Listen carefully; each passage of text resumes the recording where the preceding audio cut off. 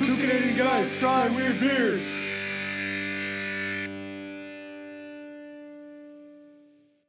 Okay, I'm Ed. This is my son Zach. We're the Canadian guys trying weird beers. And today, big shout outs to that guy. That guy, you know who you are. Yeah, the guy with the hair? Yeah, you know, and the two eyes, Yeah. none of which are lazy. You've got two industrious eyes, my friend. Be proud of that. Two go-getting peepers. Go Getting Peepers used to be my stage name. Ladies, woo woo. I was thinking it just sounds like a really bad softball team. The go-getting peepers. Here they come onto the field, the Go Getting Peepers. Anywho, What are we peeping today? so we got beers. Why? Because beeriness is cheeriness, and we're here when you don't want an expert opinion. And if you can't tell by now, we're replete with inexpert opinions. Just We suffuse in expertise. we are wroth with it. It leaks from our very pores. But that just could be like this thing I picked up, and I need a topical ointment for that. But I've said too much. Okay, so the first beer that we got coming up is called Hazerbeam.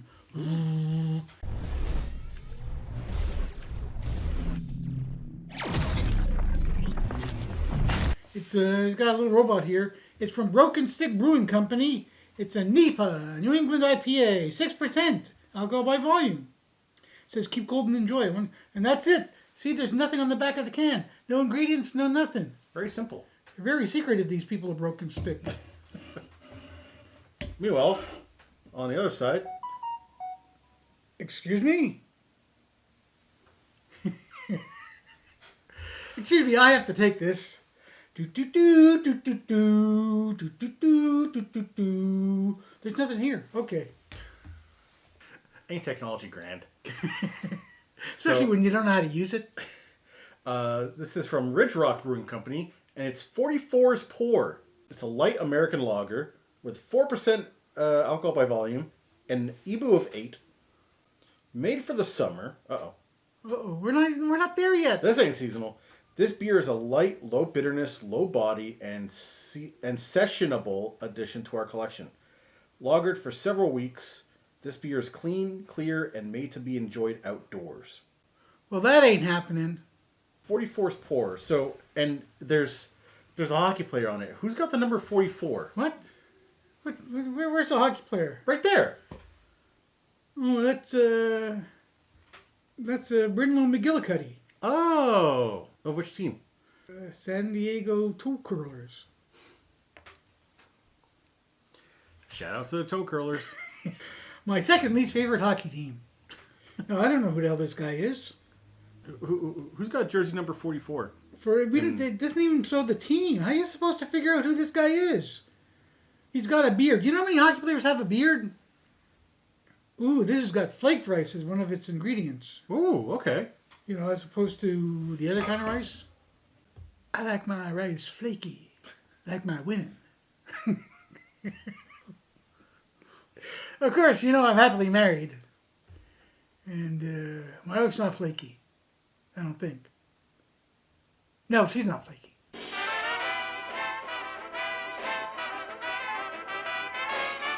We're not going through all these hockey players who had a 44 jersey. I think they just made that up. I don't even think that's a real guy. Hey, Ridge Rock, if you guys are listening or watching, please let us know.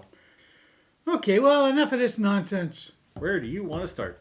Well, you know what? I think I might like this because it's a lager. Right. And this is a New England IPA, which I'm not crazy about. And they don't give you any details notes of bitterness and discontent, and just a soupçon of mint and anthrax. So I guess we'll go with the New England IPA first. So this just in, apparently 44 refers to a hockey player named Calvin DeHaan, who plays for the Rangers. He's a defenseman, you said? Yeah. And even though he plays for the Rangers, he's a Canadian. He's a good old-fashioned Canadian boy. And he hails from Carp, Ontario, which is where this brewing company comes from. So now it all makes sense. It all falls into place. It all dovetails so that the mystery is solved. I don't even know how good a player he is, but his face now graces a can of beer, so he can't be all bad. Okay, so let's get started with the. We better get busy trying or get busy dying. Let's start with the Hazerbeam. We're going with the Hazerbeam. Not to be confused with the Laserbeam. A Hazerbeam is what happens to a laser beam after it's had a bit of the wacky tobacco. Bit of the devil's lettuce. Oh, look at this. Look at all the dirt. It's like this is mined directly from the earth. But we're tough. We can take it. We can take a bit of grit in our beer. Absolutely not. Okay, maybe not. I'm a sensitive, fancy boy. Not bad, actually. It's not too heavy. Smells like lemon and chicken feathers. Okay, it's annoying me that since you said that, yes, I do smell like a little sense of like poultry. It's got like maybe like a chicken stock kind of feel to it. Ooh, a beer made out of chicken stock. Never had that before. That actually sounds alright, maybe. I like chicken stock. I wouldn't invest in chicken stock. How many chickens do you think you'd have to buy to have like a 1-to-1 conversion for like however much NASDAQ is going for right now?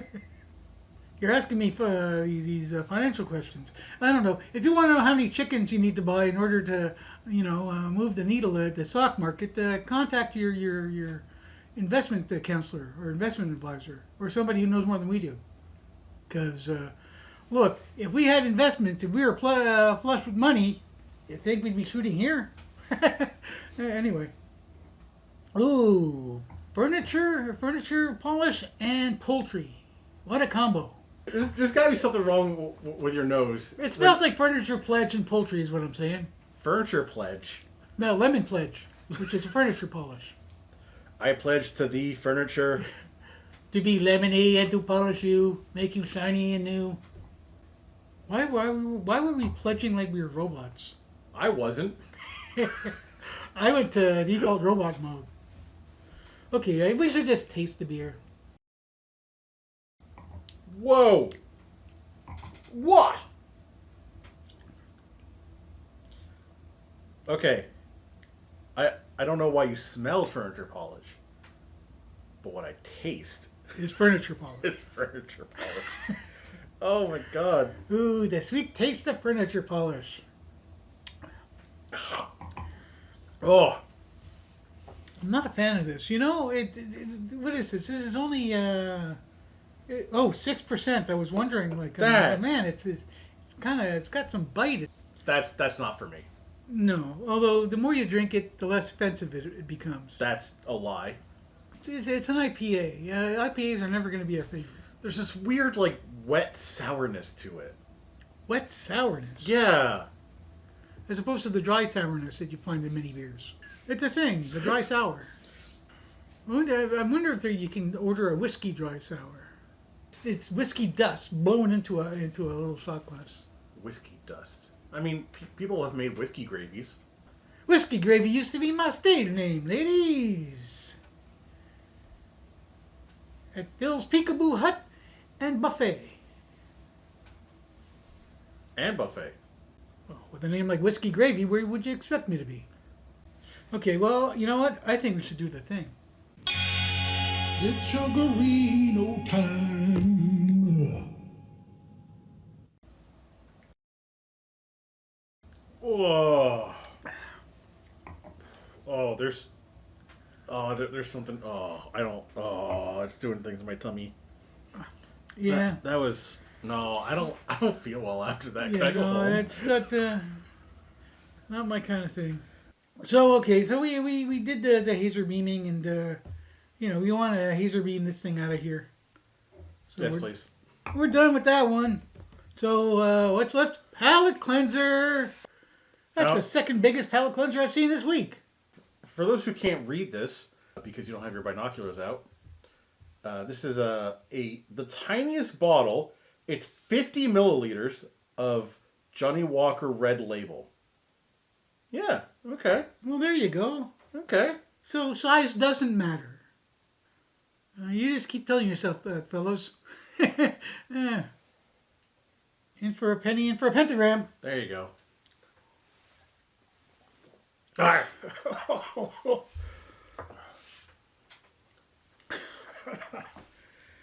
Oh, that's got a weird taste. Maybe because it's been in the tiniest plastic bottle for how long have we had this? It's got the taste of like used Band-Aids and regret. On to the next. Oh God! All right, 44's pour, a light American lager. Weird they call it a light American lager, but it's a Canadian beer. It's American lager style. I didn't realize America had a style of lager. Oh, you mean weak and ineffectual? Wow, Wow. that was aggressive right out of the gate, wasn't it? Well, you know, the whole thing about American beer being kind of tepid and lacking in flavor and oomph. That's a really light beer. It looks like ginger ale. Yeah, well, I wouldn't say ginger ale. It's too yellow to be ginger ale. Camel urine, maybe? No, camel urine's way heavier than that. Oh. Trust me. Oh my God, it smells like pee. I was just joking about the camel urine. It doesn't smell like pee. Yes, it does. It's a now 50% pee. I don't like the way it smells. I was really looking forward to this because it's a lager. I don't really like lagers. You've enjoyed plenty of things that smell like pee. What? It was just that one trip to Amsterdam. But, you know, I had been drinking and it's a whole story. Anywho. Well, should we... Drink the pee. I'm not going to say yes. I'm not going to let you sway me on this. Well, you know, we're being hazed by the other beer into drinking pee. No, we're not. All right, I might be with you. Oh, you think it tastes like pee? I don't want to openly say yes because that's gonna Because then you're going, oh yeah, I've tasted pee. that's gonna prompt a lot of questions from people I know. What is it? Does this have the shaved rice or whatever the hell it is? Flaked rice.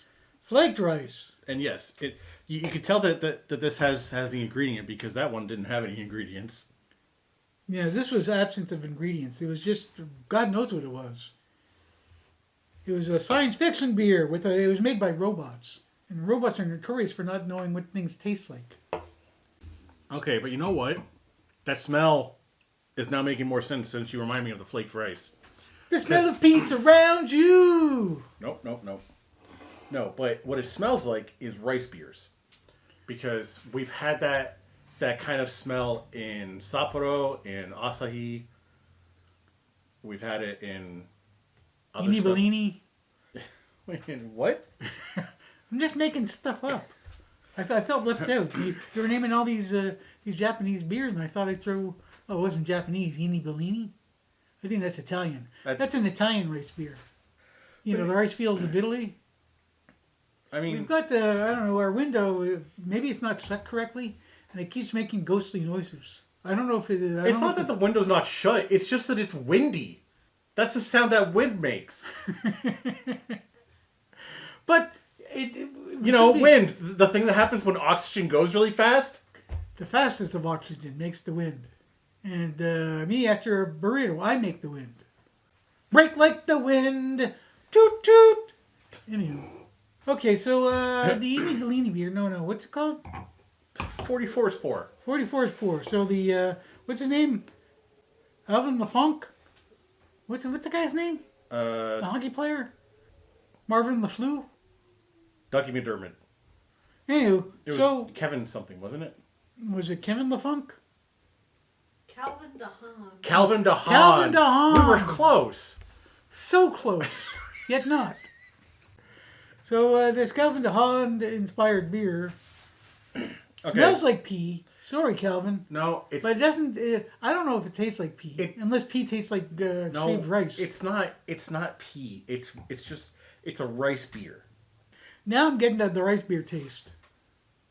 I keep hearing the ghostly sounds of the window. The wind through the window. It's the wind. Oh my God, are you a dog?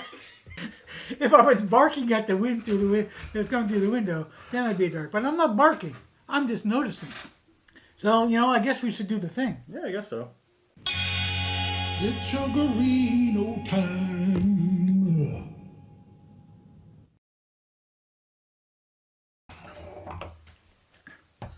I just realized what it is. What? What made that feast taste a little incomprehensible at first?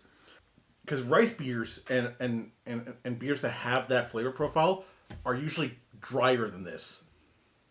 But because it's an American lager, it's got a wetter taste to it. I think it all tastes wet to me. Well, because it's liquid, yeah. But That's it. That's the way I like my liquid wet as opposed to dry. I don't like dry liquid. Try taking a dry shower. You're never going to get clean. Anywho. Okay, so it chugged okay. For a PP rice beer. it's not pee. Oh my God. You're going to get us in trouble. What, from Calvin LaFond or whatever his name is? Calvin LaHonk? Calvin DeHaan. Calvin DeHaan. He's going to come to our house and punch us? So we tried the beers and they're okay. I mean, I do like the peepee beer a bit more than the IPA. I do like the flaked rice beer more than the IPA, the dry beer. So I'm the Weird Explorer because I'm wearing that, and I'm gonna mix these beers for you, our fan. You know who you are. Okay. I'm mixing up these beers. Oh, the beer dribbling out of the can makes me want to pee. Again with the pee. That's great, man. You can probably hear the wind. Now that's a dog barking at the wind. Okay, so here we go. Beer Explorer. I mixed the beers. I'm going to drink them right now, so pray for me. It actually isn't too bad. You know what? I'm not surprised. It's almost like it's pressed the worst of each beer and elevated the best of each beer.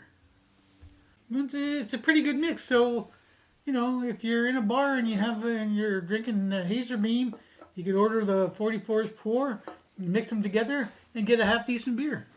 Yeah. Anyway, so there you go. So the movie roundup comparison review thing that you do, what do you say, how do you know, what do you do, who do you spank? I do not have a movie off the top of my head for this. There's a part of me that's going like, like some parts of it are okay enough, but also like at the end of the day, maybe a Rob Zombie's Halloween out of 10. Why? Because dry, it was wet and smelled like pee? I mean, if I expected anyone's Halloween to have a slight tinge of pee, It's Rob Zombie would be a good candidate. It doesn't hold a candle to the original, in my opinion. I mean, like, it's not that Rob Zombie's Halloween was, like, awful. It was fine, but just, like, at the end of the day, okay. Yeah, you're going to go back to John Carpenter's original. I mean, that movie's ancient, but it still works, man. It's still a great, scary movie. Well, it's a classic. It ushered in a whole genre of crazy mass killers going, wah, wah, wah. And Rob Zombie's Halloween, I mean, I like a lot of Rob Zombie's movies. The House of a Thousand Corpses movies and the ones in that, and there's a trio of those. Those are pretty messed up. Those are kind of like, Jesus Christ, Rob Zombie, you're nuts. Anyway, okay, so these get Rob Zombie's Halloween out of 10. Okay. But of course, as always, try these yourselves. Try Rob Zombie's movie yourself. Yeah. And also try these beers yourself. Try the beers. Try the movies. Yeah. Indulge in the arts. That's what we say, because we're all about supporting the arts. Indulge in the arts and indulge in the beers. Yes. I mean, beer's kind of an art. No, you know what? I would say beer craft is an art. Anywho, okay, so we're done. We've done all this stuff and the hockey players and, stuff. So, I'm Ed. This is my son Zach. We're taking you guys trying weird beers. Well, talk about doing a lot and saying nothing. That's our motto.